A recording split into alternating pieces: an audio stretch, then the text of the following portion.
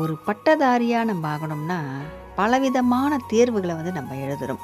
அந்த தேர்வுகள அழகா எழுதி, அதில நம்ம சோதனை எல்லாம் தாண்டி, நம்ம ஜெயிச்சா மட்டும் தான் ஒரு பட்டதாரி நமக்கு ஒரு பேரும் கிடைக்கிது.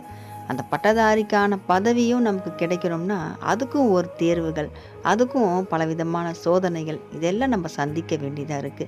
ஒரு வேலைய நம்ம கத்துக்கணும்னா, அந்த வேலையில இருக்க கஷ்டம், அதில புரிஞ்சுக்கிறது, தெரிஞ்சுக்கிறது, இதெல்லாம் நம்ம செஞ்சா தான் அந்த வேலையே நம்ம கத்துக்க முடியுது. அந்த வேலைய நம்ம கத்துக்கிட்டு, அதுக்கான ஒரு அங்கீகாரம் நமக்கு கிடைக்கணும்னா, அதுக்கும் நம்ம பலவிதமான சோதனைகள நம்ம தாண்டி தான் வந்துட்டுருக்கோம் இன்னைக்கு. மனுஷங்களே நமக்கு ஒரு பரீட்சை வைக்கிறாங்க, சோதனை வைக்கிறாங்க. நமக்கு ஒரு பதவி கிடைக்கணும்னா, அதுக்கும் ஒரு பரீட்சை வைக்கிறாங்க. இதெல்லாம் நம்ம தாண்டி தான் வந்துகிட்டு இருக்கோம். அப்போ நல்ல ஒரு வாழ்க்கை, நாளைக்கு நம்ம ரொம்ப ஒரு பிரகாசமான ஒரு வாழ்க்கை நம்ம வாழப்போறோம். நெறைய பேருக்கு நம்ம ஒரு எடுத்துக்காட்டா இருக்க போறோம். பல பேருக்கு நம்ம ஒரு வழிகாட்டியா இருக்க போறோம்னா, கடவுள் நமக்கு ஒரு பரீட்சை வைப்பாரு. சோதனையும் வைப்பாரு.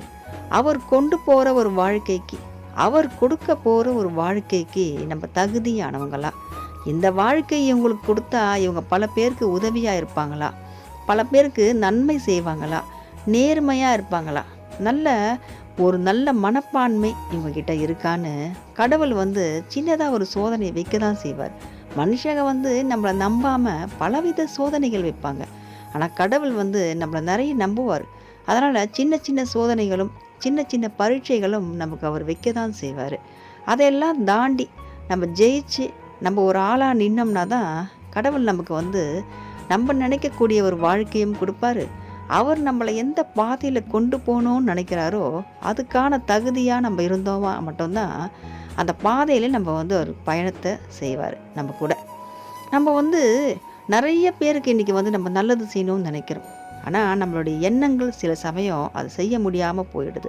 அந்த எண்ணங்களும் இருக்கணும், மனசும் இருக்கணும், அதுக்கான சூழ்நிலைகளும் அமையணும்னா, அது கடவுள்கிட்ட தான் இருக்கு. அதனால ஒரு மனுஷங்கள தேர்வு முதல்ல அவர் செய்வாரு. இவங்க தான் இந்த வேலைய செய்ய போறாங்கன்னு அவர் முடிவு செஞ்சு தான், அந்த வேலைக்கான ஒரு சோதனைய தான் நமக்கு குடுப்பாரு.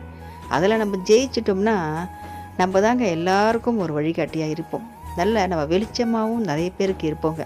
எல்லாருக்கும் கடவுள் இந்த பாக்கியத்த குடுக்கறது இல்லங்க. கடவுள் சில பேர மட்டும் தான் தேர்ந்தெடுக்கிறாரு.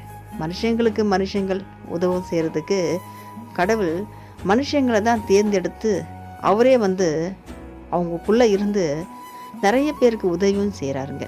அதனால நமக்கு இன்னைக்கு வர சோதனைகள் எல்லாமே நாளைக்கு நமக்கு சாதனையா நிச்சயமா மாறுங்க. வெற்றிவேல் முருகனுக்கு அரோகரா.